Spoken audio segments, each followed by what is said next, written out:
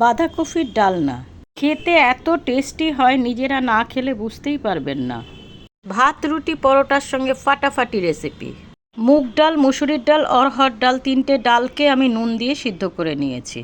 ফোড়নে দিলাম শুকনো লঙ্কা, কাঁচা লঙ্কা, তেজপাতা, গোটা জিরে, দিলাম পেঁয়াজ আর সামান্য নুন। পেঁয়াজটা ভাজা হয়ে গেলে দিয়ে দেবো টমেটো। 2টো টমেটো এখানে আমি ব্যবহার করেছি।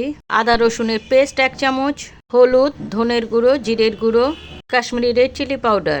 খুব ভালো করে মশলাগুলোকে পেঁয়াজের সঙ্গে কষিয়ে নিয়েছি। এবার দিলাম বাঁধাকপি। খুব ঝিরিঝিরিভাবে বাঁধাকপিগুলোকে কাটবেন না, একটু দাঁতে পড়ে, এরকমই ভালো লাগে। কফিটা একটু মজে আসলে পরে দিয়ে দেবো সিদ্ধ করা ডালটা। দিলাম ম্যাগি মশলা।